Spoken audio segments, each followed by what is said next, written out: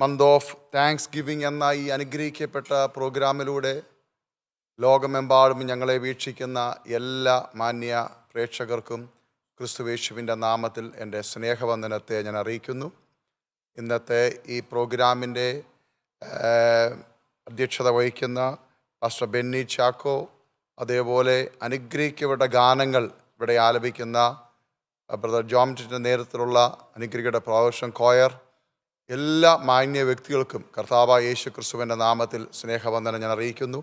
ദൈവം നിങ്ങളെ എല്ലാവരെയും അനുഗ്രഹിക്കുവാൻ ദൈവം ഒരുക്കി തന്ന നല്ല അവസരത്തിനായി ഞാൻ ദൈവത്തിന് നന്ദി പറയുന്നു. അല്പം മുമ്പേ നമ്മൾ കേട്ടതുപോലെ ഏലിയാവിൻ്റെ ദൈവം നമുക്ക് സമസ്വഭാവമുള്ള മനുഷ്യനായിരുന്നു ഏലിയാവ്. എന്നാൽ അവൻ പ്രാർത്ഥിക്കുന്ന മനുഷ്യനായിരുന്നു. സ്തോത്രം. അവൻ്റെ പ്രാർത്ഥന അവനെ അസാധാരണ മനുഷ്യനാക്കി മാറ്റി. അനേക ആയിരങ്ങൾ ഹല്ലേലൂയ ഈ മെസ്സേജിൽ കൂടെ അവരുടെ ജീവിതത്തിൽ ബലം പ്രാപിച്ചു എന്ന് ഞാൻ വിശ്വസിക്കുന്നു. ദൈവകർത്താവിൻ്റെ ദാസനെ കർത്താവ് അനുഗ്രഹിക്കട്ടെ. ഹല്ലേലൂയ.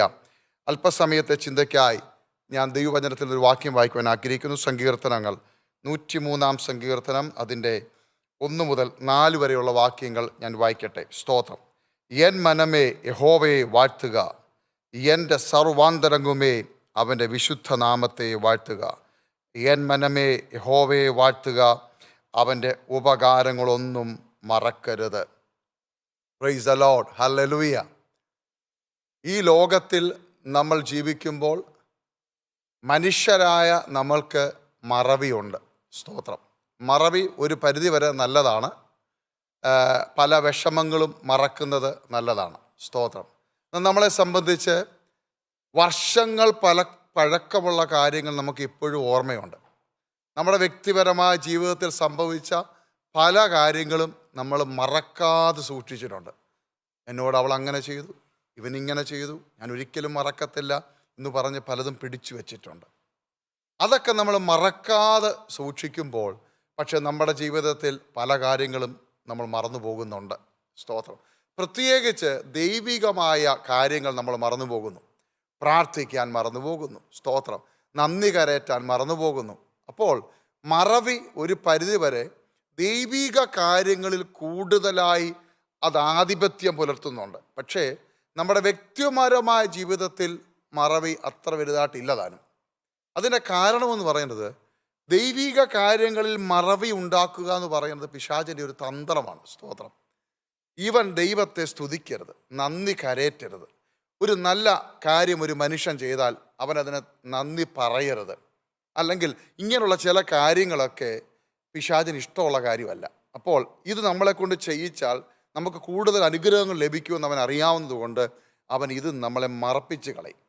അപ്പോൾ മറവി ദൈവിക കാര്യങ്ങളിൽ നമ്മളിൽ ഉണ്ടാകുന്നുണ്ടെങ്കിൽ അതൊരു പൈശാചിക കാര്യം തന്നെയാണ്. അതിന് ഈ ദിവസങ്ങളിൽ ഒരു വിജയം നേടണം നമ്മൾ. ഞാൻ ദൈവമക്കളോട് പറയാണ്, ഈ പ്രസംഗം കഴിയുമ്പോൾ ചില കെട്ടിക്കിടക്കുന്ന അനുഗ്രഹങ്ങൾ ഇന്ന് പകൽക്കാലം ഓപ്പൺ ആവും. സ്തോത്രം. ചിലത് കെട്ടിക്കിടപ്പുണ്ട്. അത് കെട്ടിക്കിടക്കാനുള്ള കാര്യം നമ്മുടെ നാവിൽ നിന്ന് ചിലത് വീഴണം. സ്തോത്രം. ദൈവം അത് ആഗ്രഹിക്കുന്നുണ്ട്. നമ്മുടെ നാവിൽ നിന്ന് ചില കാര്യങ്ങൾ പറയുമ്പോൾ ചില കെട്ടപ്പെട്ടത് അഴിയും.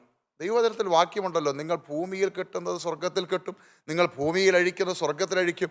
ആ വാക്യം മാത്രം എടുത്തിട്ട് നമ്മൾ പല രീതിയിൽ പ്രസംഗിക്കാറുണ്ട്. പക്ഷെ അതിൻ്റെ ആ അധ്യായം നമ്മൾ വായിച്ചാൽ യഥാർത്ഥമായി ആ അഴിപ്പും കെട്ടും എന്തെന്നുള്ള കാര്യം അവിടെ വ്യക്തമായിട്ട് എഴുതിയിട്ടുണ്ട്. നമ്മൾ വ്യക്തികളോട് പറയുന്ന കാര്യങ്ങൾ, നമ്മുടെ നാവ് കൊണ്ട് കെട്ടിയത് മറ്റുള്ളവരോട് നമ്മൾ പറഞ്ഞപ്പോൾ നമ്മുടെ ജീവിതത്തിൽ കെട്ടപ്പെട്ട കാര്യങ്ങളൊക്കെ നമ്മൾ നാവ് കൊണ്ട് തന്നെ അഴിക്കണം. സ്തോത്രം. അത് ഇവിടെ അഴിച്ചാൽ അവിടെ അഴിയും, ഇവിടെ കെട്ടിയാൽ അവിടെയും കെട്ടും. സ്തോത്രം. അപ്പോൾ ചിലതൊക്കെ കെട്ടപ്പെട്ട് കിടപ്പതുണ്ട്.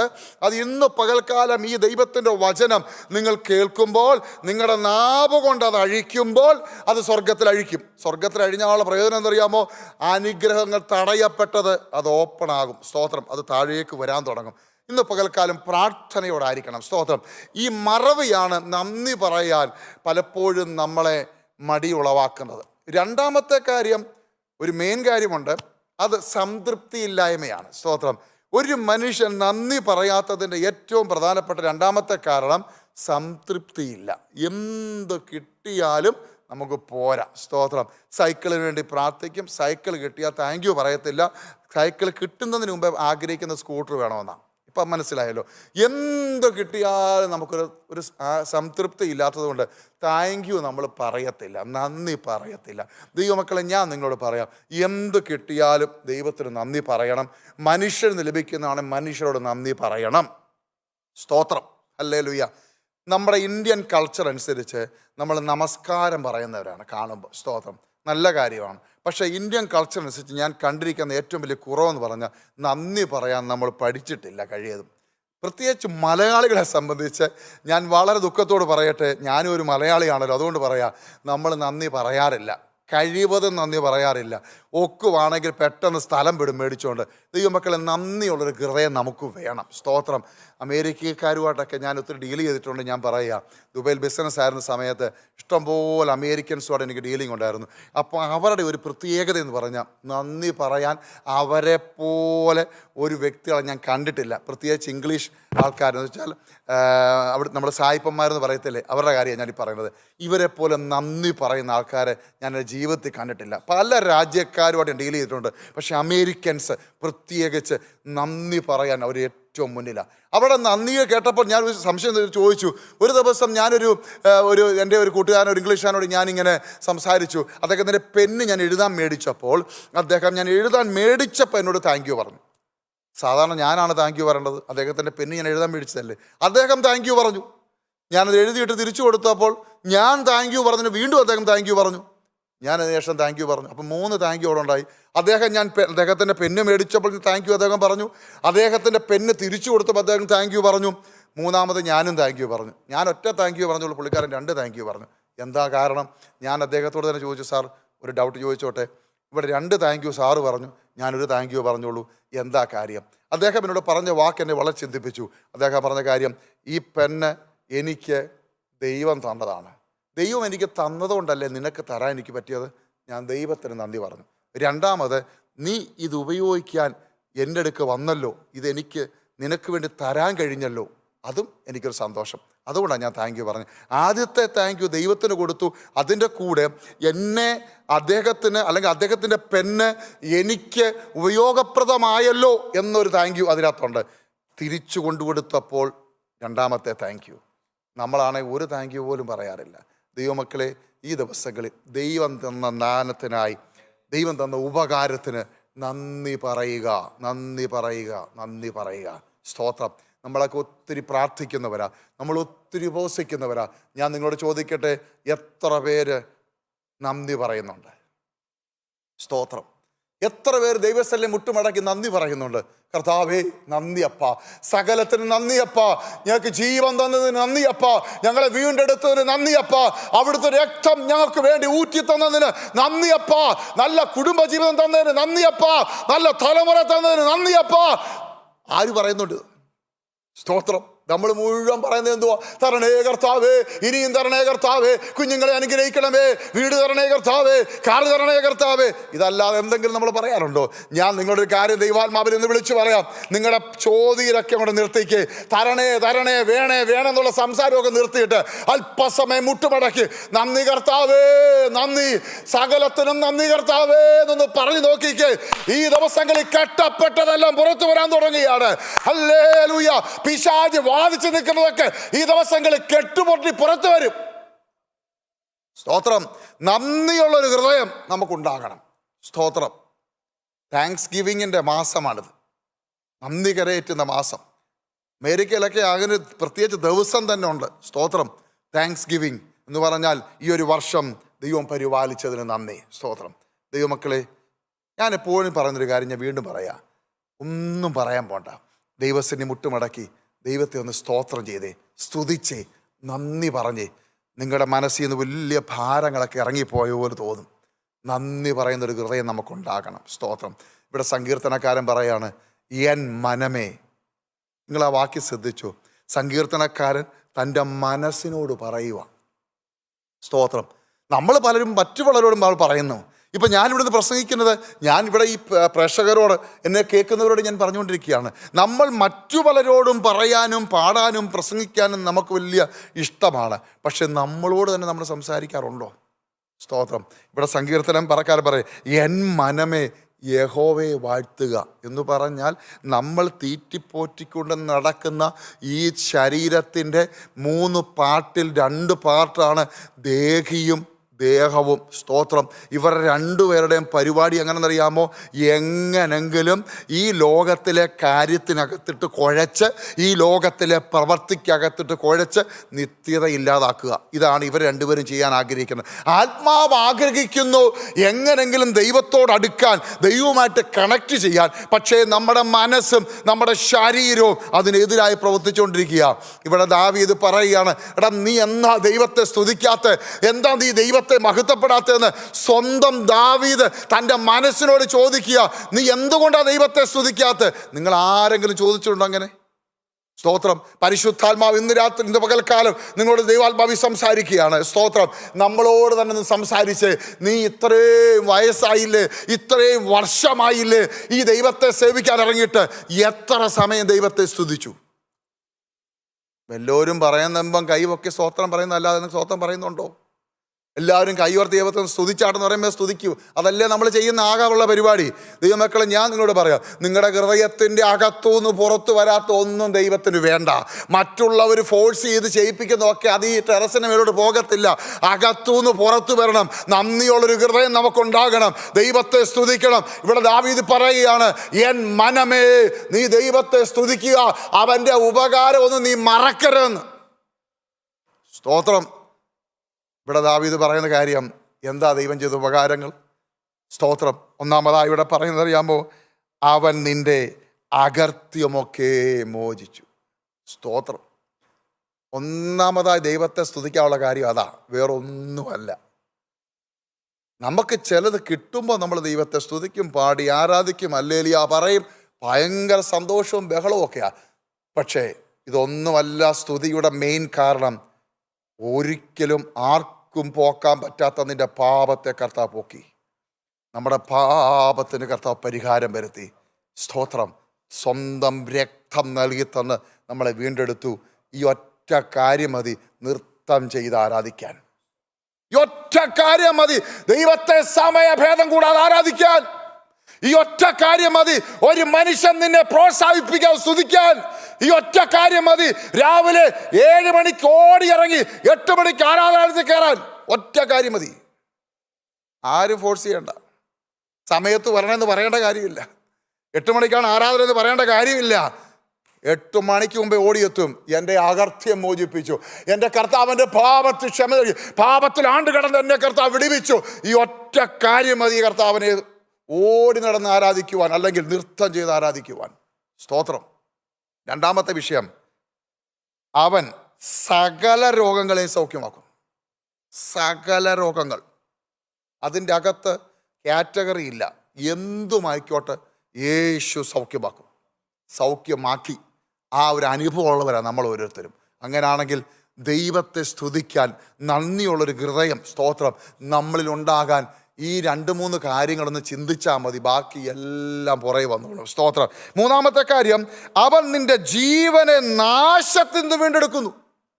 എന്ന് പറഞ്ഞാൽ നശിച്ചു പോകുന്ന ഒരു ചുറ്റുപാടാണ് നമ്മുടെ ചുറ്റും കാണുന്നത്. വണ്ടി അങ്ങോട്ട് പോകുമ്പോൾ ടിപ്പർ ലോറി വന്ന് ഇടിക്കുന്നു, അങ്ങോട്ട് പോകുമ്പോൾ ഭൂമി ഇടിഞ്ഞ് വീഴുന്നു, അല്ലെങ്കിൽ വലിയൊരു കല്ലുരുണ്ട്. നിങ്ങൾ വീഡിയോയിലൊക്കെ കണ്ടിട്ടില്ലേ? നടന്നു പോകുന്ന മനുഷ്യൻ്റെ പുറകിൽ കൂടെ ഒരു വണ്ടിയുടെ വീൽ ഊരി വന്നിട്ട് അവൻ്റെ തലയുടെ പുറകെ അടിച്ച് ഓൺ ദ സ്പോട്ടിൽ വീണ് മരിക്കുന്നത് കണ്ടില്ലേ? സ്തോത്രം. അപ്പോൾ എത്രയോ പേര് അതിൽ നടന്നുപോയി. എന്നാൽ ആ ഒരു വ്യക്തിയുടെ മേളിൽ വന്ന് തലയിൽ ഈ ടയർ അടിച്ചു അപ്പോഴേ വീണ് മരിക്കുകയാണ്. നടന്നു പോകുന്ന വ്യക്തി ഒരു കുഴപ്പമില്ലാകുന്ന പോസ്റ്റ് നേരെ വീണ് അദ്ദേഹത്തിൻ്റെ മേളിൽ വീണ് മരിക്കുന്നു. നമ്മൾ നടന്നു പോകുന്നിടത്തും പോസ്റ്റ് ഇല്ലേ? നമ്മൾ പോകുന്നിടത്തും വണ്ടികളില്ലേ? നമ്മൾ പോകുന്നിടത്തും ഈ ഉരുൾപൊട്ടലും ഒക്കെ ഉണ്ടല്ലോ.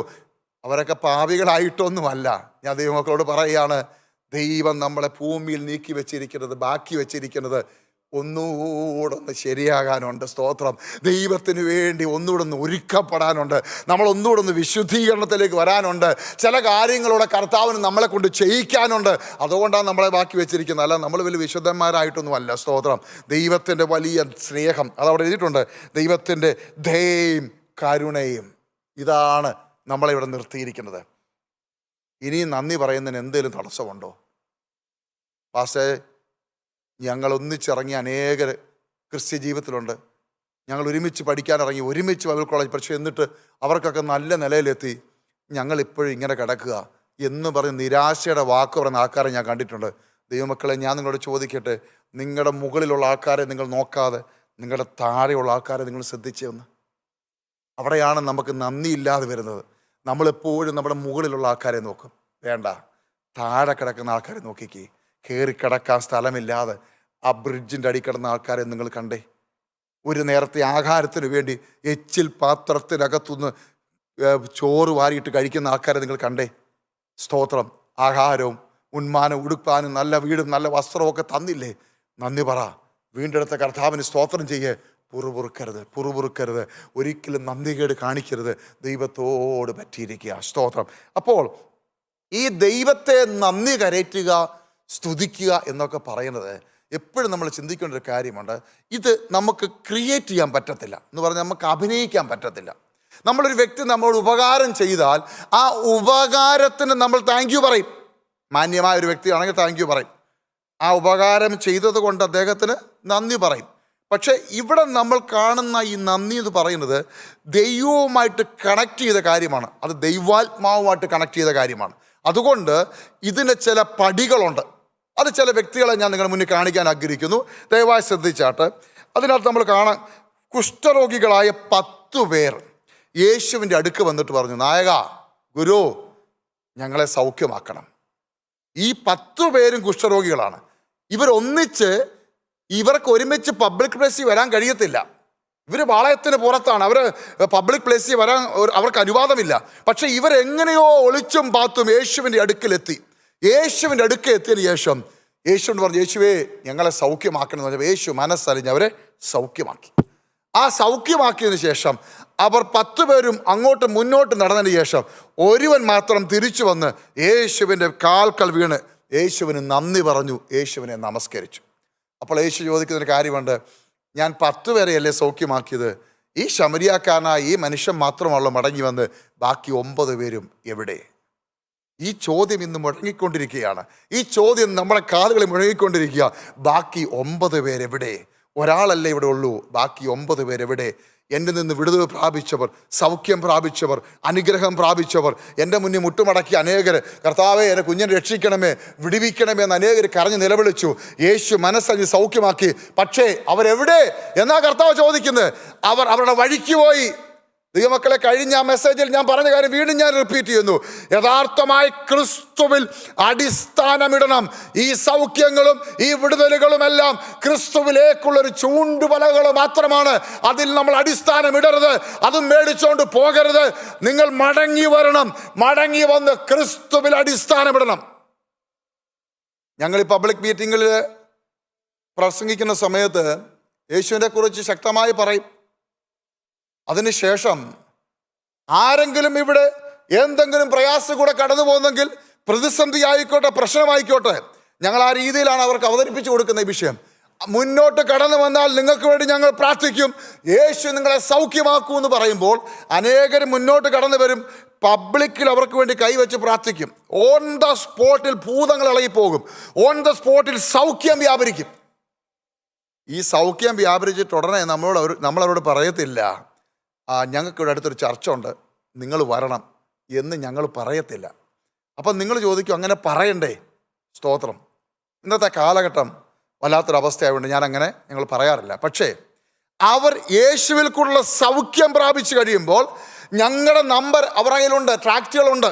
അങ്ങനെ സൗഖ്യം പ്രാപിച്ച് വീട്ടിൽ പോയ മനുഷ്യൻ രാത്രിയിലോ പിറ്റേ ദിവസമോ ഞങ്ങളെ വിളിക്കും. എങ്ങനെ അറിയാമോ? പാസ്റ്ററെ, ഇന്നലെ നിങ്ങൾ പ്രാർത്ഥിച്ചപ്പോൾ എൻ്റെ രോഗം മാറി, എൻ്റെ പ്രശ്നങ്ങൾ മാറി, സൗഖ്യമായി. എനിക്ക് ഈ യേശുവിനെ കുറിച്ച് കൂടുതൽ അറിയണം, എനിക്ക് ഈ യേശുവിനെ വേണം, എനിക്ക് ഈ യേശുവിന് വേണ്ടി ജീവിക്കണം. ഞാൻ ആരെയാണ് കോണ്ടാക്ട് ചെയ്യേണ്ടത്, ഞാൻ എവിടെ പോകണം എന്ന് പറയുമ്പോൾ നമ്മൾ അവരെ ഡൈവേർട്ട് ചെയ്യും. അവരെ കാര്യങ്ങൾ പറഞ്ഞ് മനസ്സിലാക്കും. സ്തോത്രം. എന്താ കാര്യം എന്നറിയാമോ? അവർ സൗഖ്യം ലഭിച്ചു. ആ സൗഖ്യം ലഭിച്ച് അതുവഴി അങ്ങ് പോകാം അവർക്ക്. പക്ഷേ അവർ തിരിച്ച് നമ്മൾ കോൾ ചെയ്യുന്നത് അവർ മടങ്ങി വരുന്നതിന് തുല്യമാണ്. നമ്മൾ കടന്നു വരുന്നു, നമ്മൾ അവരെ ഗൈഡ് ചെയ്യുന്നു, അവരെത്തേണ്ട സ്ഥലങ്ങൾ അവരെ എത്തിക്കുന്നു. സ്തോത്രം. ഞാനത് പറയാൻ കാര്യം, ഈ 10 പേരിൽ ഒരുവൻ യേശുവിലേക്ക് മടങ്ങി വന്നു. ഞാൻ ചിന്തിക്കുന്നു ആ 9 പേര് സൗഖ്യം പ്രാപിച്ച് അവർ പോയി. പക്ഷേ അവർ സൗഖ്യം പ്രാപിച്ചു, അവിടെ സൗഖ്യം ദൈവം തിരിച്ചെടുത്തിട്ടില്ല. പക്ഷേ ഈ 10ാമത്തെ മനുഷ്യൻ അവൻ യേശുവിലേക്ക് മടങ്ങി വന്ന് ഞാൻ ചിന്തിക്കുന്നു അവൻ ക്രിസ്തുവിൽ അടിസ്ഥാനമിടാൻ ഇടയായി തീർന്നു ഞാൻ വിശ്വസിക്കുന്നു. ദൈവമക്കളെ, സൗഖ്യങ്ങളും വിടുതലുകളും അനുഗ്രഹങ്ങളും ഒക്കെ ലഭിക്കും. പക്ഷെ അതിന്മേലല്ല ക്രിസ്ത്യ ജീവിതം പണിയപ്പെടേണ്ടത്. ക്രിസ്തുവിലേക്ക് മടങ്ങി വന്ന് ക്രിസ്തുവിൽ പണിയപ്പെടണം. സ്തോത്രം, ഹല്ലേലൂയ. ഞാൻ ആ വിഷയത്തിലേക്ക് മടങ്ങി വരുമ്പോൾ ഈ 10 കുഷ്ഠരോഗികളുടെ കാര്യം കർത്താവ് പറഞ്ഞിട്ട് ചോദിക്കുകയാണ്, 9 പേർ എവിടെ? ദൈവമക്കളെ, അനേക നന്മകൾ നിങ്ങൾ പ്രാപിച്ചില്ലേ? കുഞ്ഞുങ്ങളുടെ വിഷയത്തിൽ കർത്താവ് മറുപടി തന്നില്ലേ? രോഗങ്ങൾ സൗഖ്യമായില്ലേ? അത്ഭുതങ്ങൾ കർത്താവ് ചെയ്തില്ലേ? എന്തിനു മാറി നിൽക്കുന്നു? കർത്താവ് ചോദിക്കുന്നു, എവിടെയാണ് നിങ്ങൾ? യേശുവിലേക്ക് അടുത്ത് വരിക, യേശുവിലേക്ക് അടുത്ത് വരിക. ഈ ലോകത്തിൽ നിങ്ങൾക്ക് എന്തെല്ലാം സൗഖ്യം ലഭിച്ചാലും എന്തെല്ലാം നിങ്ങൾ നേടിയെടുത്താലും യേശു നിങ്ങളുടെ ഹൃദയത്തിനകത്ത് വസിക്കുന്നില്ലെങ്കിൽ നിത്യത ലഭിക്കുകയില്ല. സ്തോത്രം. ഒരു നിത്യത നിങ്ങൾക്ക് ലഭിക്കുകയില്ല. ക്രിസ്തുവിന് വേണ്ടി നിങ്ങളുടെ മന്ദിരം ഒരുക്കപ്പെടണം. നിങ്ങളുടെ ശരീരമാകുന്ന മന്ദിരം യേശുവിന് വേണ്ടി ഒരുക്കപ്പെടുമ്പോൾ യേശു നമ്മളിൽ വസിക്കും. ഹല്ലേലൂയ. രണ്ടാമത് സ്തോത്രം, ഈ മനുഷ്യൻ വന്ന് യേശുവിൻ്റെ മുന്നിൽ നന്ദി പറയുന്നത് നമ്മൾ കാണുവാനിടയെ തീർന്നു. അതിനുശേഷം പത്രോസും യോഹന്നാനും കൂടെ സുന്ദരമെന്ന ദേവാലയ ഗോപുരത്തിലേക്ക് പോകുമ്പോൾ അവിടെ ഗർഭം മുതൽ മുടന്തനായ ഒരു മനുഷ്യനെ കൊണ്ടുവന്നിരുത്തും. ആരാണ്? അന്നത്തെ കാലത്ത് ഇന്നത്തെ പോലെ തന്നെ ഭിക്ഷാടന മാഫിയുണ്ട് എന്ന് പറഞ്ഞു കഴിഞ്ഞാൽ ഭിക്ഷാടനം നടത്തി കാശുണ്ടാക്കുന്ന ആൾക്കാർ അന്നുകൊണ്ട് അവർ ചില വ്യക്തികളെ കോൺട്രാക്ട് എടുത്തിരിക്കുക. നിങ്ങളെ വീട്ടിൽ നിന്ന് പൊക്കിക്കൊണ്ട് ഞങ്ങൾ അവിടെ ഇരുത്തും, കിട്ടുന്നതിൻ്റെ പകുതി ഞങ്ങൾക്ക് തരണം എന്തൊക്കെ പറഞ്ഞ് കോൺട്രാക്ട് എടുത്തിരിക്കുക. ഇന്നും അതുണ്ട്, അന്നും അതുണ്ട്. അങ്ങനെ കോൺട്രാക്ട് എടുത്ത ഒരു മനുഷ്യരെ കൊണ്ടുവന്ന് അവിടെ ഇരുത്തി. അവനറിയാം എന്നും പകുതി എനിക്ക് കിട്ടും, പകുതി മറ്റവർ കൊണ്ടും, എന്നാലും കുഴപ്പമില്ല, കാര്യങ്ങൾ നടക്കുന്നുണ്ടല്ലോ. അങ്ങനെ ഇരിക്കുമ്പോഴാണ് ഈ ദൈവദാസന്മാർ കണ്ടപ്പോൾ അദ്ദേഹത്തിന് തോന്നി ഇവരിൽ ഇച്ചിരി കാശൊക്കെ ഉണ്ടെന്ന് തോന്നുന്നു. ഉടൻ തന്നെ പറഞ്ഞു, ചേട്ടാ അല്ലേ സാറേ എന്തേലും തരണേ എന്ന് നിലവിളിച്ചപ്പോൾ അവർ അവിടെ നിന്ന് ഈ മനുഷ്യനെ നോക്കി. സ്തോത്രം. ഈ മനുഷ്യനെ നോക്കി അവരിച്ചിരി ധൃതിയിലാണ്. സ്തോത്രം. അവർ ഓടുകയാണ്, ആലയത്തിലേക്ക് പോവുക, പ്രാർത്ഥനാ സമയമാണ്, ഓടുകയാണ്. അതിൻ്റെ ഇടയ്ക്കാണ് ഈ സംഭവം ഉണ്ടാകുന്നത്. ദൈവമക്കളെ, ഞാൻ നിങ്ങളുടെ ദൈവാത്മാവ് ഒരു കാര്യം പറയാം. നീ ദൈവാത്മാവിൽ ചലിക്കുന്നൊരു വ്യക്തിയാണെങ്കിൽ നിൻ്റെ യാത്രയിൽ, നിൻ്റെ ഉറക്കത്തിൽ, നിൻ്റെ ജോലിയിൽ, നിൻ്റെ ഈ പഠിത്തത്തിൽ, നിൻ്റെ നിൻ്റെ എന്ത് ജോലി ആയിക്കോട്ടെ, ഏത് പണി, ഡ്രൈവിംഗ് ആയിക്കോട്ടെ, ഇനി മറ്റ് എൻജിനീയറിംഗ് വർക്ക് ആയിക്കോട്ടെ, പൈലറ്റ് ആയിക്കോട്ടെ, എന്തായിക്കോട്ടെ, നിൻ്റെ ഏതൊരവസ്ഥയിൽ നീ പരിശുദ്ധാത്മാവിൻ്റെ കൺട്രോളിലാണെങ്കിൽ അനേകരുമായിട്ട് കണക്ട് ചെയ്യിക്കാൻ ദൈവത്തിന് ആഗ്രഹമുണ്ട്. സ്തോത്രം. ആത്മാവിൻ്റെ കൺട്രോളിൽ ജീവിക്കുന്നവരോട് ദൈവാത്മാവ് ഇടപെട്ടുകൊണ്ടിരിക്കും. എന്താണെന്നറിയാമോ? തകർന്ന വ്യക്തികളെ മുന്നിൽ കൊണ്ടുവരും ദൈവം. അത് മനസ്സിലാക്കിക്കോണം. നമ്മുടെ വിചാരം പരിശുദ്ധാത്മാവിനെ പ്രാപിച്ചിരിക്കുന്നത് പാട്ടിൻ്റെ അവസാനം 4 ലൈൻ 2-3 എടുത്ത് പാടി ഇച്ചിരി സ്പീഡ് കൂട്ടി ഋതമൊക്കെ കൂട്ടി കൈ കൊട്ടി ആത്മാവിനെ ആരാധിച്ച് അന്യഭാഷ പറയുക. ഇതാണ് നമ്മുടെ എക്സ്പീരിയൻസ്. ദൈവമക്കളെ, പരിശുദ്ധാത്മാവിനെ ദൈവം നമുക്ക് തന്നിരിക്കുന്നത് ഈ അന്യഭാഷ പറയാൻ വേണ്ടി മാത്രമല്ല. സ്തോത്രം. അവിടെ എഴുതി വെച്ചിട്ടുണ്ട്, നിങ്ങളിൽ പരിശുദ്ധാത്മാവ് വരുമ്പോൾ എന്തൊക്കെ ചെയ്യണമെന്ന് അവിടെ എഴുതി വെച്ചിട്ടുണ്ട്. പരിശുദ്ധാത്മാവിൻ്റെ അത്യന്ത ശക്തി നമ്മളിലേക്ക് ഇറങ്ങി വരുമ്പോൾ നമ്മളിൽ ഉണ്ടാകുന്ന ഒന്നാമത്തെ വ്യത്യാസം, നമ്മളില്ലാതാകും, നമ്മൾ ക്രിസ്തുവിനെ വെളിപ്പെടുത്താൻ തുടങ്ങും. സ്തോത്രം. എവിടെ ചെന്നാലും ഒറ്റ ചിന്തയെ വരുത്തുള്ളൂ, എനിക്ക് യേശുവിനെ പ്രസംഗിക്കണം, യേശുവിനെ വെളിപ്പെടുത്തണം, യേശുവിനെ കുറിച്ച് പറയണം. സ്തോത്രം. നിങ്ങളൊരു കമ്പനി ജോയിൻ ചെയ്തു, ഒരു ബ്രാൻഡിൻ്റെ സെയിൽസ് എക്സിക്യൂട്ടീവ് ആയി കഴിഞ്ഞാൽ പിന്നെ നിങ്ങളുടെ പരിപാടി എന്തുവാ എന്ന് പറഞ്ഞു കഴിഞ്ഞാൽ എവിടെ പോയാലും, കടയിൽ പോയാലും, ഓഫീസിൽ പോയാലും എന്തുകൊണ്ട് തോമസേ, പിന്നെ ഞാൻ ഇപ്പോൾ കൊക്കോക്കോളയിലാണ് വർക്ക് ചെയ്യുന്നത്. ആണോ, എന്നാൽ അതിൻ്റെ കാർഡ് നിന്ന് പിടിച്ചു. പുള്ളിക്ക് പറയാനുള്ളൂ കൊക്കോക്കോളയെ കുറിച്ചാ, അല്ലെങ്കിൽ പെപ്സിയെ കുറിച്ചാ, അല്ലെങ്കിൽ ലേസിനെ കുറിച്ചാ എന്ന് പറഞ്ഞാൽ ഏതെങ്കിലും ഒരു ബ്രാൻഡിൽ അവൻ്റെ സെയിൽസ് എക്സിക്യൂട്ടീവ് ആയിക്കഴിഞ്ഞാൽ പിന്നെ അതിനെക്കുറിച്ചാണ് പറയാനുള്ളത്. നീ ക്രിസ്തുവേശുവിൻ്റെ അണ്ടൽ കർത്താവിൻ്റെ മന്ദിരമായി നീ മാറ്റപ്പെട്ടെങ്കിൽ നിന്റെ നാവ് പിന്നെ ക്രിസ്തുവിനെ പ്രഘോഷിപ്പിക്കുന്ന നാവാണ്. നിനക്ക് ആ ഒരു ചിന്തയുണ്ടാകാൻ പാടുള്ളൂ. യേശുവിനെ വെളിപ്പെടുത്താൻ നമുക്ക് കഴിയുന്നില്ലെങ്കിൽ പിന്നെ എന്തോന്ന് ആത്മാവിൻ്റെ നിറവാണ് നമുക്കുള്ളത്? നമ്മുടെ അടുത്ത് താമസിക്കുന്ന, കൂടെ ജോലി ചെയ്യുന്ന, കൂടെ താമസിക്കുന്ന, അല്ലെങ്കിൽ കൂടെ വർക്ക് ചെയ്യുന്ന ആരും ആയിക്കോട്ടെ, അവരോട് ഒരു പ്രാവശ്യമെങ്കിലും നിങ്ങൾ യേശുവിനെ കുറിച്ച് പറഞ്ഞിട്ടില്ലെങ്കിൽ, നിങ്ങൾ ഇനി എത്ര അന്യഭാഷ പറയുന്ന വ്യക്തിയാണെങ്കിലും പരിശുദ്ധാത്മാവിനെയാണോ പ്രാപിച്ചതെന്ന് സംശയിക്കേണ്ടി വരും. സ്തോത്രം. മറ്റുള്ളവരോട് യേശുവിനെ കുറിച്ച് പറയുക എന്നുള്ള ഒരു വലിയൊരു ആഗ്രഹം, വാഞ്ച നമ്മളിലേക്ക് വ്യാപരിക്കും. ഭയവും പേടി ലജ്ജയൊക്കെ മാറും. അതൊക്കെ ദൈവവചനം നിങ്ങൾ ശ്രദ്ധിച്ചാൽ മതി.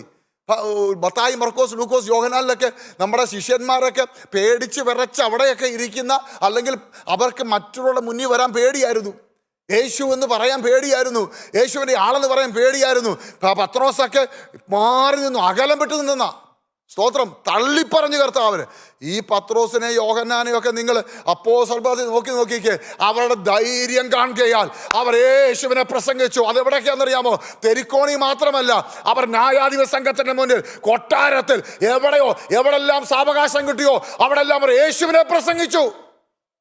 ആത്മനിറവ് അകത്ത് വരുമ്പോൾ യേശുവിനെ വെളിപ്പെടുത്താൻ തുടങ്ങും, യേശുവിൻ്റെ സാക്ഷിയായി മാറും. സ്തോത്രം. ഹല്ലേലൂയ. അവിടെ കൊണ്ടൊന്നും തീരുന്നില്ല കേട്ടോ. ഈ പരിശുദ്ധാത്മാവുമായിട്ട് കണക്ട് ചെയ്യുമ്പോൾ ഒരു ക്രിസ്തീയ ജീവിതത്തിൽ ഒരു മനുഷ്യൻ എങ്ങനെ ജീവിക്കണം എന്നുള്ളത് മുഴുവൻ ആത്മാവിൻ്റെ കൺട്രോളിലാണ് മുന്നോട്ട് പോകുന്നത്. നമുക്കൊരിക്കലും നമ്മുടെ ശക്തി കൊണ്ട് നമുക്ക് ക്രിസ്ത്യ ജീവിതം മുന്നോട്ട് വിജയകരമായി കൊണ്ടുപോകാൻ കഴിയത്തില്ല. സ്തോത്രം. എങ്ങനെങ്കിലുമൊക്കെ ജീവിക്കാം, പക്ഷേ വിജയകരമായി മുന്നോട്ട് കൊണ്ടുപോകാൻ കഴിയത്തില്ല. ഞാൻ വിഷയത്തിലേക്ക് മടങ്ങി വരട്ടെ. ഗർഭം മുതൽ മുടന്തനായ മനുഷ്യൻ, സ്തോത്രം, അവരെ ഉറ്റുനോക്കി, അവർ അങ്ങോട്ടും ഉറ്റുനോക്കി. സ്തോത്രം. ഉടൻ തന്നെ പത്രോസ് പറയുകയാണ്, എഴുന്നേൽക്കുക, വെള്ളിയും പൊന്നും ഞങ്ങൾക്കില്ല, നസറേയനായ യേശുവിൻ്റെ നാമത്തിൽ എഴുന്നേറ്റ് നടക്കാമെന്ന് പറഞ്ഞ് കൈ കൊടുത്ത് പിടിച്ചെഴുന്നേൽപ്പിച്ചു. നമ്മളിത് ഒറ്റ ശ്വാസത്തിൽ പറഞ്ഞു തീർക്കും, പക്ഷേ അങ്ങനെ ഒറ്റ ശ്വാസത്തിൽ പറഞ്ഞു തീർക്കാൻ പറ്റുന്നൊരു കാര്യമല്ലത്. സ്തോത്രം. എൻ്റെ വിഷയത്തിൽ നിന്ന് ഇച്ചിരി ഔട്ട്, എന്നാലും ഞാനത് പറഞ്ഞു മുന്നോട്ട് പോകാം. സ്തോത്രം. അവർ പറയുന്ന ചില വാക്കുകൾ ശ്രദ്ധിച്ചോണം. വെള്ളിയും പൊന്നും ഞങ്ങൾക്കില്ല, അന്നത്തെ കറൻസി, സ്തോത്രം, അത് ഞങ്ങളുടെ ഇല്ല, നിനക്കതാ വേണ്ടത്, ഞങ്ങൾക്കറിയാം എന്ന് പറഞ്ഞാൽ, സാറേ വല്ലതും തരണേ എന്ന് ചോദിക്കുന്നോട് പറയുക, എടാ എൻ്റെ കാശൊന്നും ഇല്ലടാ എന്ന് പറഞ്ഞതുപോലെ പറയുക, ഞങ്ങളുടെ ഒന്നുമില്ല. വിശ്വാസ ജീവിതം ആരംഭിച്ചവരാ, അവിടെ ഒന്നുമില്ല. അവർ പടവും വലയൊക്കെ വിട്ടിട്ട് ഒന്നുമില്ല, കിട്ടുന്നത് കർത്താവ് കൊടുക്കുന്നത് കഴിക്കുന്നു, അല്ലെങ്കിൽ എവിടെങ്കിലും പോയി കിട്ടുന്നത് മേടിച്ച് കഴിക്കും, അല്ലാതെ വേറെ ഒന്നും പറയില്ല, സമ്പാദ്യം ഒന്നുമില്ല, ഞങ്ങൾക്കൊന്നും തരാൻ ഇല്ല, വെള്ളി ഒന്നും ഞങ്ങൾക്കില്ല. പക്ഷെ ഞങ്ങളിൽ ഒന്നുണ്ട്. അതെന്താ അറിയാമോ? നസറയനായ യേശുവിൻ്റെ നാമം. സ്തോത്രം. നസറേയനായ യേശുവിൻ്റെ നാമം. ഇന്ന് നേരെ തിരിഞ്ഞുപോയി. എന്താ ഇന്ന് ആൾക്കാർ എഴുന്നേക്കാത്തത്? ഇന്ന് എന്തുകൊണ്ടാണ് ഈ വീൽ ചെയറിൽ ഇരിക്കുന്നവരും തളർന്നു കിടക്കുന്നവരും എഴുന്നേക്കാത്തതിൻ്റെ കാര്യം എന്നറിയാമോ? ഇന്ന് യേശുവിൻ്റെ നാമമില്ല, പക്ഷേ വെള്ളിയും പൊന്നും ഉണ്ട്. പവറ് മാറി. സ്തോത്രം. അധികാരമുണ്ട്, പവറ് മാറി, പക്ഷേ യേശുവെന്ന നാമമില്ല. സ്തോത്രം. അടുത്ത വേട് കേട്ടോണം. അവർ ഇത് പറയുമ്പോൾ തന്നെ ആ കൈ കൊണ്ട് ആ മനുഷ്യനെ പിടിച്ച് എഴുന്നേൽപ്പിച്ചു. സ്തോത്രം. ഒന്ന്, അവർ ഉറ്റുനോക്കി. ഉറ്റുനോക്കിയോടെ കണ്ണ് ശുദ്ധമായിരിക്കണം, എങ്കിലേ അവൻ്റെ നീഡ്സ് കാണാൻ പറ്റത്തുള്ളൂ. നിന്റെ മുന്നിൽ വരുന്ന മനുഷ്യനെ തിരിച്ചറിയണമെങ്കിൽ നിന്റെ കണ്ണ് ശുദ്ധമായിരിക്കണം. ആകാത്ത കാര്യങ്ങളും കണ്ട് 24 hours മൊബൈലിനകത്ത് കുത്തിയിരുന്ന് അതും തോണ്ടി ഇതും തോണ്ടി സീരിയലും കണ്ട് നടക്കുന്ന നിന്റെ കണ്ണിനകത്തോടെ ഈ ദൈവസാന്നിധ്യം വ്യാപരിക്കത്തില്ല. ദൈവാത്മാവിനെ വിളിച്ചു പറയുക, ഈ ദിവസങ്ങളിൽ കേരളത്തെ ദൈവം പുറത്തു കൊണ്ടുവരാൻ ആഗ്രഹിക്കുന്നുണ്ട്. ഈ ദിവസങ്ങളിൽ നമ്മൾ ഒന്ന് ശുദ്ധിയുള്ളവരായി മാറാൻ ദൈവാത്മാവ് ആഗ്രഹിക്കുക. നമ്മുടെ കണ്ണ് ഒന്ന് ശുദ്ധിയുള്ളവരായി മാറട്ടെ. ഈ കണ്ണുകൊണ്ട് നോക്കുമ്പോൾ ആ വ്യക്തിയുടെ എന്താണ് ആവശ്യമെന്ന് ദൈവാത്മാവിൽ കാണണമെന്നുണ്ടെങ്കിൽ നമ്മുടെ കണ്ണ് ശുദ്ധിയുള്ളതായിരിക്കണം. സ്തോത്രം. രണ്ടാമത്, നാവിൽ കൂടെ യേശുവിൻ്റെ നാമം പറയുമ്പോൾ അവിടെ ദൈവശക്തി വ്യാപരിക്കണമെങ്കിൽ നിന്റെ നാവ് ശുദ്ധിയുള്ളതായിരിക്കണം. ആവശ്യമില്ലാത്ത വാക്കുകൾ കൊണ്ട്, നാവ് കൊണ്ട് സംസാരിച്ചതിന് ശേഷം ദൈവത്തിൻ്റെ നാമം എടുത്ത് ഉപയോഗിക്കരുത്. എൻ്റെ നാവിൽ നിന്ന് വരുന്ന വാക്കുകൾ ഉവെന്നും ഇല്ല എന്ന് വായിരിക്കണം. ഉപ്പിനാൽ രുചി വരുന്ന വാക്കുകൾ. സ്തോത്രം. എന്ന് പറഞ്ഞു കഴിഞ്ഞാൽ ആകാത്ത വാക്കുകൾ ഒരു ദൈവദാസൻ്റെ നാവിൽ നിന്ന് വരരുത്, ഒരു ദൈവപൈതലിൻ്റെ നാവിൽ നിന്ന് വരരുത്. നിന്റെ നാവ് കൊണ്ട് യേശുവിൻ്റെ നാമം ഉപയോഗിക്കുമ്പോൾ യേശുവിൻ്റെ നാമത്തിൻ്റെ ശക്തി അവിടെ വ്യാപരിക്കണം. സ്തോത്രം. മൂന്നാമത് അവർ ചെയ്തത് കൈ കൊണ്ട് പിടിച്ചു. കൈ ശുദ്ധമായിരിക്കണം. ഇതൊന്നും വെറുതെ നടക്കത്തില്ല. നമുക്കൊക്കെ അത്ഭുതങ്ങളും അടയാളം ചെയ്യാനൊക്കെ വലിയ ആഗ്രഹമാണ്. പക്ഷെ ഒന്നും നടക്കത്തില്ല. ഈ നടക്കാതെ നടന്നതിന് ശേഷം എവിടെങ്കിലുമൊക്കെ എന്തെങ്കിലും നടക്കുമ്പം പറയും ഭൂതമാണെന്ന് പറയും. ഞാൻ പറഞ്ഞത് നിങ്ങൾക്ക് മനസ്സിലായോ? അത്ഭുതങ്ങളും അടയാളങ്ങളും കാണുമ്പോൾ, രോഗികൾ സൗഖ്യമാകുമ്പോൾ, ഭൂതങ്ങൾ അലറി താഴെ വീഴുമ്പോൾ, ബന്ധനങ്ങൾ അഴിഞ്ഞു മാറുമ്പോൾ, കെട്ടുകൾ പൊട്ടുമ്പോൾ, അഴിയട്ടെ എന്ന് പറയുമ്പോൾ അഴിയുമ്പോൾ, അത് പൈശാചിക ശക്തി ഓടി മാറുന്നത് അവനിൽ വ്യാപരിക്കുന്ന ശക്തിയാ. അത് നമ്മളിൽ വ്യാപരിക്കണമെങ്കിൽ നമ്മളും അതേപോലെ ദൈവസന്നിധിയിൽ ഒരു വ്രതസ്ഥമുണ്ടായിരിക്കണം, വ്രതനായിരിക്കണം. ആകാത്ത വാക്കും ആകാത്ത സംസാരവും വേണ്ട. ദൈവഹിതമല്ലാത്ത ഒന്നും കൈവരരുത്. സ്തോത്രം. ഞാനത് പറയാൻ കാര്യം, ഞാനൊരു ബിസിനസ്സുകാരനായിരുന്നു. 21 വർഷം ദുബൈയിൽ. നിങ്ങൾക്ക് എൻ്റെ സാക്ഷി പറയാൻ, 17 വർഷം ഞാൻ ബിസിനസ് ചെയ്തു. ദൈവമില്ലാത്തവനായി നടന്നു, ദൈവമില്ലാത്തവനായി ജീവിച്ചു. പക്ഷേ ദൈവത്തിൻ്റെ പിടി വീണപ്പോൾ എന്നോട് ദൈവം പറഞ്ഞ ഒറ്റ കാര്യമേ ഉള്ളൂ: ഞാൻ നിന്നെ മൂർച്ചയുള്ളൊരു ആയുധമാക്കി മാറ്റും. മുഖം നോക്കാതെ കാര്യം പറഞ്ഞോണം. പിന്നെ എൻ്റെ മുഖത്തുനിന്ന് നോട്ടം മാറ്റരുത്. മനുഷ്യരുടെ മുഖത്ത് നോക്കിയാൽ നീ ലജ്ജിച്ചു പോകും. എൻ്റെ ബലമുള്ള കൈക്കിഴി താണിരുന്നോണം. ഞാൻ നിന്നെ എൻ്റെ സമയത്ത് ഉയർത്തും. ദൈവമക്കളെ, നാട്ടിൽ വന്നിട്ട് 8 വർഷമായി. ഒരു മനുഷ്യൻ്റെ മുഖത്ത് നോക്കാതെ ഒരു കാര്യത്തിനു വേണ്ടി ഒരു വിദേശയാത്ര ചെയ്തിട്ടില്ല. പക്ഷെ ഞങ്ങളുടെ കംപ്ലീറ്റ് കാര്യങ്ങളും ദൈവം ഓരോ ദിവസവും നടത്തിക്കൊണ്ടിരിക്കുക. ഞങ്ങളുടെ ടീമിന് വേണ്ട വാഹനം, ഞങ്ങൾക്ക് വേണ്ട സൗണ്ട് സിസ്റ്റങ്ങളൊന്നും ഞാൻ വിദേശത്ത് പോയി മേടിച്ചതല്ല. ഇങ്ങോട്ട് ദൈവം അയച്ചിട്ടുള്ള ആൾക്കാരെ കൊണ്ട് പറയിപ്പിച്ച് ഒരു പൈസ പോലും മുടക്കാതെ മേടിച്ചു തന്നാൽ മുഴുവൻ ഞങ്ങൾ ഉപയോഗിക്കുന്നത്. എന്താ കാര്യം എന്നറിയാമോ? മുഖത്തൂന്ന് നോട്ടം മാറ്റിയിട്ടില്ല. ഞങ്ങൾ ആപ്ലിക്കേഷൻ കൊടുക്കുന്ന സ്വർഗത്തിൽ ദൈവത്തിനാ, ഈ ഭൂമിയിലെ ഒരു സംഘടനയ്ക്കുമല്ല. എന്താ കാര്യം എന്നറിയാമോ? കർത്താവ് പറഞ്ഞിരിക്കുന്നു, എൻ്റെ മുഖത്ത് നോക്കിയവരാരും ലജ്ജിച്ചു പോയിട്ടില്ല. മനുഷ്യരുടെ മുഖത്ത് നോക്കിയോ നീ തെണ്ടാൻ തുടങ്ങും.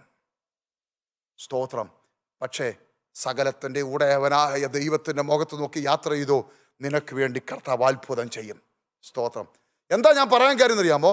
ഈ ലോകത്തിൽ നമ്മൾ ഇതിലൊന്നും ശ്രദ്ധ കേന്ദ്രീകരിക്കാൻ പാടില്ല. പണം നിങ്ങളെ കൺട്രോൾ ചെയ്യരുത്, അധികാരം നിങ്ങളെ കൺട്രോൾ ചെയ്യരുത്, ഈ ലോകത്തിലെ ഒരു സംഭവം നിങ്ങളെ കൺട്രോൾ ചെയ്യരുത്. ഈ ലോകത്തിലെ എല്ലാം നമ്മൾ എന്ന് പറഞ്ഞാൽ കപ്പ എങ്ങനെ വേരൂന്നു, കപ്പ വേരൂന്ന് എളുപ്പം കപ്പ പെട്ടെന്ന് പറിച്ചെടുക്കാം. എന്നാൽ പ്ലാവ് പറിച്ചെടുക്കാൻ പറ്റത്തില്ല, മാവ് പറിച്ചെടുക്കാൻ പറ്റത്തില്ല. കപ്പ പറിച്ച് പെട്ടെന്ന് നമുക്ക് എടുക്കാം. ഈ ഭൂമിയിൽ ആവശ്യമുള്ളത് മാത്രം, അല്ലാതെ വേറെ ഊന്നരുത് ഒന്നിലും. സ്തോത്രം. ക്രിസ്തുവിൽ വേരൂന്നി പെട്ടെന്ന് നമുക്ക് ഈ നിത്യതയിലേക്ക് അല്ലെങ്കിൽ ഇവിടുത്തെ വാസം കഴിഞ്ഞ് മേലോട്ട് പോകേണ്ടതാ. നമ്മൾ ഉയർത്തിലെ കാര്യം ചിന്തിച്ചോണം. അങ്ങനെയാണെങ്കിൽ ഈ പ്രാർത്ഥനയും ഉപവാസവും ഒക്കെ നമ്മളെ ശുദ്ധീകരണത്തിലേക്ക് കൊണ്ടുവരും. നമ്മുടെ കണ്ണുകൾ ശുദ്ധീകരിക്കപ്പെടണം, നമ്മുടെ ചിന്താമണ്ഡലങ്ങൾ ശുദ്ധീകരിക്കപ്പെടണം, നമ്മുടെ നാവ് ശുദ്ധിയുള്ളതായിരിക്കണം, നമ്മുടെ കൈകാലിൽ ശുദ്ധിയുള്ളതായിരിക്കണം. എങ്കിൽ മാത്രമേ ദൈവത്തിൻ്റെ ശക്തി അവിടെ വ്യാപരിക്കത്തുള്ളൂ. അല്ലെങ്കിൽ വെറുതെ ചുമ്മാതെ മതിലിലൊക്കെ വാക്കി എഴുതി വെച്ചിട്ടില്ലേ എന്ന് പറഞ്ഞു കഴിഞ്ഞാൽ പലയിടത്തും എഴുതി വെച്ച് നിങ്ങൾ കണ്ടിട്ടുണ്ടോ? അപ്പം നമ്മൾ ചിന്തിക്കുക, ഇത് എന്തിനാണ് എഴുതി വെച്ചിരിക്കുന്നത്? എല്ലായിടത്തും അത് വ്യാപരിക്കത്തില്ല, എന്നാൽ ചിലയിടത്ത് വ്യാപരിക്കും.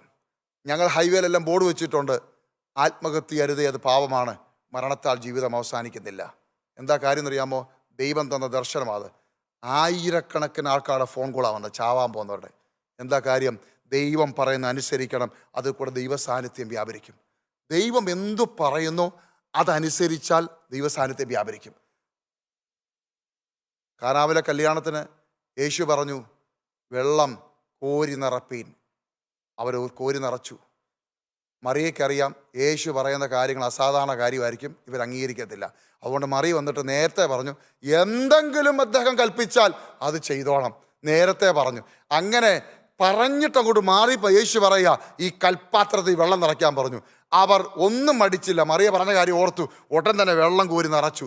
ഉടൻ തന്നെ അവർ ചിന്തിച്ചത്, യേശു അങ്ങോട്ട് വന്ന് കൈവച്ചിട്ട് ഇത് വീഞ്ഞാകട്ടെ എന്ന് പറയുന്നവർ ഒന്നും പറഞ്ഞില്ല, കോരിക്കൊണ്ട് കൊടുക്കാൻ പറഞ്ഞു. അവരങ്ങോട്ടും ഇങ്ങോട്ടും നോക്കിക്കാണും, എന്താണ് യേശു പറഞ്ഞല്ലേ. ഉടൻ തന്നെ കോരിക്കൊണ്ട് കൊടുത്ത സമയത്ത്, കൊണ്ടുപോകുന്ന സമയത്ത് അവർ പാത്രത്തെ നോക്കിയായിരിക്കും പോയത്. ഇത് വീഞ്ഞായോ, വേണേൽ ചിലപ്പോൾ തൊട്ട് നോക്കിയോ നീ സംശയമാണ്. ഇങ്ങനെ കൊണ്ടുപോയി അവിടെ കൊണ്ട് വീഞ്ഞു വാഴിക്ക് കൊടുത്ത നിമിഷം അത് വീഞ്ഞായി മാറി. എന്താ? ദൈവത്തിൻ്റെ ശബ്ദം നീ അനുസരിക്കുന്ന നിമിഷം ദൈവപ്രവൃത്തിയോട് വെളിപ്പെടും. സ്തോത്രം. ഹല്ലേലൂയ. അങ്ങനെ യേശു കർത്താവിൻ്റെ ആത്മാവിൻ്റെ ശക്തിയിൽ കൺട്രോൾ ചെയ്യപ്പെട്ടിരിക്കുന്ന പത്രോസും യോഹന്നാനും അവർ യേശുവിൻ്റെ വാക്കനുസരിച്ചപ്പോൾ അവിടെ ദൈവപ്രവൃത്തി വെളിപ്പെട്ടു. അവിടെ ഉയർന്നത് ആടെ നാമം എന്നറിയാമോ? പത്രോസിൻ്റെ അല്ല, യോഹന്നാൻ്റെ അല്ല, പിന്നെയോ അവിടെ ഉയർന്നത് യേശുവിൻ്റെ നാമം. സ്തോത്രം. യേശുവിൻ്റെ നാമം ഉയരണം. രോഗികൾ സൗഖ്യമാകട്ടെ, അനേകർ വിടുതൽ പ്രാപിക്കട്ടെ, അത്ഭുതങ്ങൾ സംഭവിക്കട്ടെ. നമ്മുടെ മീറ്റിംഗ് കൂടുകയല്ല വേണ്ടത്, യേശുവിൻ്റെ നാമം ഉയരണം. ഞാനിപ്പോൾ ഒരു രോഗിക്ക് വേണ്ടി പ്രാർത്ഥിച്ച് രോഗി സൗഖ്യമായി. ഉടൻ തന്നെ പ്രസംഗിച്ച പാസ്റ്റർ പുള്ള നമ്പർ കിട്ടാൻ വല്ല വഴിയുണ്ടോ? എനിക്കൊരു 10-40 മീറ്റിംഗ് ബുക്കിംഗ് ആയി. ഇത്രയേ ഉള്ളൂ കാര്യം. എന്താ കാര്യം എന്നറിയാമോ? യേശുവിൻ്റെ നാമം ഉയരണം. അവിടെ അവരതാ ചെയ്തത്. യേശുവിൻ്റെ നാമം ഉയർത്തി. അവരെ വന്ന് പൊക്കാൻ നോക്കിയപ്പോൾ അവര് പറഞ്ഞു, അയ്യോ ഞങ്ങളെ ഉയർത്തരുത്, ഞങ്ങളൊന്നും ചെയ്തിട്ടില്ല, യേശുവാണ് സകലതും ചെയ്തു എന്ന് പറഞ്ഞ് വസ്ത്രം കീറിയ ചരിത്രമുണ്ട്. നമ്മളൊക്കെ ആണെങ്കിൽ കോട്ട് മേടിച്ചിടും. ദൈവമക്കളെ, ഒരു കാര്യം ഞാൻ പറയാം, ദൈവം നമ്മുടെ മനോഭാവങ്ങളെ അറിയുന്നു. ദൈവം നമ്മുടെ ചിന്തകളെ അറിയുന്നു, നമ്മുടെ വിചാരങ്ങളെ അറിയുന്നു. ഈ ദിവസങ്ങളിൽ നമ്മൾ യഥാർത്ഥമായി ദൈവരാജ്യത്തിന്റെ വ്യാപ്തിക്ക് വേണ്ടിയാണ് നമ്മുടെ പ്രസംഗമെങ്കിൽ, ദൈവരാജ്യത്തിന്റെ വ്യാപ്തിക്ക് വേണ്ടിയാണ് നമ്മൾ ചെയ്യുന്നതെങ്കിൽ അത്ഭുതങ്ങൾ സംഭവിക്കും. നമ്മുടെ ടെറിട്ടറി വർദ്ധിപ്പിക്കാനും വികസിപ്പിക്കുവാനാണ് പരിപാടിയെങ്കിൽ ഒന്നും നടക്കത്തില്ല. സ്തോത്രം. ദൈവരാജ്യത്തിന്റെ വ്യാപ്തി, അതാണ് നമുക്ക് വേണ്ടത്. സ്തോത്രം. അടുത്ത് നോക്കാം. അത് കഴിഞ്ഞ് നമ്മൾ മുന്നോട്ട് ചെല്ലുമ്പോൾ കാണുന്നത് പൗലോസ്, അപ്പോസ്തലനായ പൗലോസ് പറയാണ്, കർത്താവിൽ എപ്പോഴും സന്തോഷിപ്പീൻ എന്നത് പിന്നെയും ഞാൻ നിങ്ങളോട് പറയുന്നു. അപ്പം വളരെ ചിന്തമായ ഒരു വിഷയം. അദ്ദേഹം ഈ സന്തോഷിക്കാൻ പറയുന്ന സമയത്ത് കിടക്ക് നമുക്ക് എല്ലാവർക്കും അറിയാം, കാരാഗ്രഹത്തില. സ്തോത്രം. അതും നല്ല പൊക്കമുള്ള കാരാഗ്രഹമൊന്നുമല്ല. ഞാൻ ഈ കാരാഗ്രഹത്തിൽ കിടന്നുകൊണ്ട്, ഞാൻ ദുബൈയിൽ ജയിലിൽ കിടന്നിട്ടുള്ള ആൾ, അതുകൊണ്ട് ഞാൻ പറയാം, ബിസിനസ്സിൻ്റെ പ്രശ്നം കൊണ്ടാകട്ടോ, അല്ല കൊലപാതകം ചെയ്തിട്ടൊന്നുമല്ല, ബിസിനസ്സിനകത്ത് ഉള്ള ബാധ്യത കൊണ്ട് അവിടുത്തെ കാരാഗ്രഹത്തിൽ അടച്ചതാണ്. അതൊക്കെ ഇച്ചിരി വിശാലമായ കാരാഗ്രഹമാണ്. ഇത് 5 അടി പൊക്കമുണ്ടെന്നാണ് വേദപണ്ഡിതന്മാർ പറയുന്നത്. മേളിലൊരു ചെറിയ കിഴുത്ത മാത്രമേ ഉള്ളൂ, കല്ല് വെച്ച് അടയ്ക്കും. ഒരു ഗുഹ പോലത്തെ ഇതിൻ്റെ അകത്താണ് അടച്ചിട്ടിരിക്കുന്നത്. അപ്പോൾ പൗലോസ് ആ മേളിൽ നിന്ന് ഊർന്നിറങ്ങുന്ന വെട്ടത്തിലാണ് ഈ ലേഖനങ്ങളൊക്കെ എഴുതി തീർത്തെന്നൊക്കെ ഞാനിങ്ങനെ വായിച്ചിട്ടുണ്ട്. അതുകൊണ്ടാണ് ഞാൻ പറയുന്നത്. അപ്പോൾ ഇതിന്റെ അകത്ത് കിടക്കുന്ന അപ്പോസ്തലനായ പൗലോസ് എഴുതി വെക്കുകയാണ്, ഈ കാരാഗ്രഹത്തിൽ കിടന്നുകൊണ്ട് പറയുക, കർത്താവിൽ എപ്പോഴും സന്തോഷിപ്പീൻ എന്ന് ഞാൻ പിന്നെ നിങ്ങളോട് പറയുന്നു. കർത്താവിൽ സന്തോഷിക്കുന്ന ഒരു മനുഷ്യനെ മാത്രമേ നന്ദി കരേറ്റാൻ പറ്റത്തുള്ളൂ, ദൈവത്തെ സ്തുതിക്കാൻ പറ്റത്തുള്ളൂ. സ്തോത്രം. അതാ ഞാൻ പറഞ്ഞത്, ഈ ലോകത്തിലെ ചില താങ്ക്സ് പോലെ അല്ലിത്. ഈ ലോകത്തിൽ നമ്മൾ നന്ദി പറയുന്ന പോലെ അല്ല ഇത്. ഈ ലോകത്തിൽ നമ്മൾ നന്ദി പറയാൻ നമുക്ക് ചിലത് കിട്ടിയത് കൊണ്ടാണ്. ഈ ലോകത്തിൽ നമ്മൾ നന്ദി പറയുന്നത്, എൻ്റെ കൊച്ചിന് ചില കാര്യങ്ങൾ ഗിഫ്റ്റ് കൊടുക്കുമ്പോൾ അവൻ താങ്ക് യു പറയും. നമുക്കൊരു നല്ല ഷർട്ട് മേടിച്ച് ബർത്ത്ഡേക്ക് വന്നാൽ നമ്മൾ താങ്ക് യു പറയും. എന്ന് പറഞ്ഞാൽ എനിക്ക് ചിലത് കിട്ടിയത് കൊണ്ടാണ് താങ്ക് യു പറയുന്നത്. പക്ഷെ ക്രിസ്ത്യ ജീവിതത്തിലെ താങ്ക് യു അതൊന്നും അല്ല കേട്ടോ. എന്ന് പറഞ്ഞു കഴിഞ്ഞാൽ നന്ദി പറയണം. പക്ഷേ ദൈവം നമ്മളിൽ നിന്ന് പ്രസാദിക്കുന്ന ഒരു വാക്കുണ്ട്, ഒന്നും കിട്ടിയില്ലെങ്കിലും പ്രയാസമാണ്, ദുഃഖമാണ്, നിരാശയാണ്, ജീവിതത്തിൽ മുന്നോട്ട് പോകാൻ കഴിയുന്നില്ല, പുറുപുറുക്കാതെ എൻ്റെ കർത്താവേ നന്ദി എന്ന് പറയാൻ പറ്റുമോ? അത് ഇത്തിരി പ്രയാസമുള്ള കാര്യമാണ്. അതാ ഞാൻ പറഞ്ഞത്, ദൈവാത്മാവുമായിട്ട് കണക്ട് ചെയ്യപ്പെട്ടെങ്കിൽ മാത്രമേ ചില കാര്യങ്ങൾ നമ്മളിന്ന് പുറത്തു വരത്തുള്ളൂ. ഒരു മനുഷ്യൻ്റെ സാധനം കൊണ്ട് തന്നാൽ, ഒരു ഗിഫ്റ്റ് തന്നാൽ നന്ദി പറയുന്നത് അത് സർവ്വസാധാരണമായ കാര്യമാണ്. നമ്മൾ നന്ദി പറയണം, ദൈവത്തിന് നന്ദി പറയണം, നന്ദി കരയറ്റണം, സ്തുതിപ്പീൻ, ദൈവത്തെ മഹത്വപ്പെടുത്തുവീൻ, സ്തോത്രം ചെയ്യുവീൻ എന്നൊക്കെ ബൈബിളിൽ വ്യക്തമായി പല സ്ഥലത്ത് പറഞ്ഞിട്ടുണ്ട്. നന്ദി കരയറ്റണം. ഇവിടെ അപ്പോസ്തലനായ പൗലോസ് അദ്ദേഹത്തിന്റെ ജീവിതത്തിൽ ആ കാരാഗ്രഹത്തിനകത്ത് കിടന്നുകൊണ്ട് എഴുതി വെക്കുക, കർത്താവിൽ എപ്പോഴും സന്തോഷിപ്പീൻ. സ്തോത്രം. കർത്താവിൽ സന്തോഷിക്കണം. അപ്പോൾ കർത്താവിലായെങ്കിൽ മാത്രമേ കർത്താവിലെ സന്തോഷം ലഭിക്കത്തുള്ളൂ. എന്നെ കേൾക്കുന്ന ആരെങ്കിലും കർത്താവിലായിട്ടില്ലെങ്കിൽ ഇന്ന് നിങ്ങളുടെ ദൈവാത്മാവ് വീണ്ടും നിങ്ങളുടെ ഹൃദയത്തിന് വാതിലിൽ കൊട്ടുകയാണ്. ജീവിതം കർത്താവിന് വേണ്ടി കൊടുക്കണം. നാളെ എന്ത് സംഭവിക്കും നമുക്കൊന്നും പറയാൻ പറ്റത്തില്ല. ഒന്നീ കർത്താവിൻ്റെ വരവായിരിക്കാം, അല്ലെങ്കിൽ നമ്മുടെ മരണം. ഒറ്റ ലക്ഷ്യമേ ഉള്ളൂ, ജീവിച്ചാലും മരിച്ചാലും ക്രിസ്തുവിന് വേണ്ടി. ഹല്ലേലൂയ. കർത്താവിൽ ജീവിക്കുന്നൊരു മനുഷ്യൻ ഏത് സാഹചര്യത്തിൽ പോയാലും അവൻ സന്തോഷിക്കും. സ്തോത്രം. ഇത് അപ്പോസ്തലനായ പൗലോസ് പറയും, ഞാൻ പിന്നെ നിങ്ങൾക്ക് എഴുതുന്നു എന്ന് പറഞ്ഞാൽ അദ്ദേഹം പല പ്രാവശ്യം പറഞ്ഞിട്ട് വീണ്ടും പറയുക, സന്തോഷിപ്പീൻ. സ്തോത്രം. അദ്ദേഹം യഥാർത്ഥമായി ആ എഴുതി വെച്ചതല്ല സന്തോഷിച്ചായിരുന്നു. അദ്ദേഹത്തിന് സന്തോഷമുണ്ടോ എന്നറിയാൻ വേണ്ടി അപ്പോസ്തല പ്രവൃത്തി 16-ാം അധ്യായം നമുക്ക് എല്ലാവർക്കും അറിയാവുന്ന ഭാഗമാണ്. സ്തോത്രം. ഞാൻ എടുത്തു വായിക്കുന്നില്ല, ഞാൻ പറഞ്ഞു പോകാം. അപ്പോസ്തല 16-ാം അധ്യായത്തിൽ ഇവർ പൗലോസും ശീലാസും സ്തോത്രം അവർ മക്കോദോനിയയ്ക്ക് പോയി. സ്തോത്രം. അവിടെ ചെന്ന് അവർ സുവിശേഷ പ്രവർത്തനത്തിന് വേണ്ടി സ്റ്റെപ്പ് വെച്ച് ഇറങ്ങിയതാണ്. ദൈവീയ ദർശനം പ്രാപിച്ചു പോയതാ. സ്തോത്രം. ചെന്ന് ഇറങ്ങിയപ്പോൾ നല്ല ഒരു ക്ലൈമറ്റ് ആയിരുന്നു. പക്ഷേ പിന്നെ പെട്ടെന്ന് കാര്യങ്ങൾ മാറി എന്ന് പറഞ്ഞാൽ ദർശനത്തിൽ കാണാത്ത സംഭവങ്ങളൊക്കെ ഉണ്ടായി. സ്തോത്രം. പിടിച്ച് അടിയും കൊണ്ട് വലിച്ചഴച്ച് അവരെ കൊണ്ട് കാരാഗ്രഹത്തിലിട്ടു. നിങ്ങൾ അവരെ ശ്രദ്ധിച്ച് നോക്കിക്കേ. നല്ല ഡ്രസ്സ് ധരിച്ചിരുന്ന യഹൂദന്മാർ നല്ലപോലെ ഡ്രസ്സ് ധരിക്കും. സ്തോത്രം. ആ ഡ്രസ്സെല്ലാം കൂടെ വലിച്ച് കീറി നിലത്തൂടെ വലിച്ചു കൊണ്ടുവന്ന് അവരെ കൊണ്ട് കാരാഗ്രഹത്തിലിട്ട് ആമത്തിലിട്ട് പൂട്ടി. സ്തോത്രം. കൈയും കാലും ചങ്ങലക്കിട്ടു. സത്യം പറയാണ്, ഞാനായിരുന്നു അവിടെ ഇരുന്നുകൊണ്ട് ഞാൻ പറഞ്ഞു, ദൈവമേ, ഈ കർത്താവിൻ്റെ ശബ്ദം കേട്ട് ഇറങ്ങിയതാണല്ലോ, എന്താ അപ്പം ഇതൊക്കെ എന്ന് പറഞ്ഞ് പൂർവ്വത്തോണ്ടിരുന്ന് കരഞ്ഞേനായിരുന്നു. പക്ഷെ അവരെന്തെന്നറിയാമോ? അവർ ദൈവത്തെ സ്തുതിക്കാൻ തുടങ്ങി, പ്രാർത്ഥിക്കാൻ തുടങ്ങി, ദൈവത്തെ സ്തുതിക്കാൻ തുടങ്ങി, നന്ദി കരറ്റാൻ തുടങ്ങി.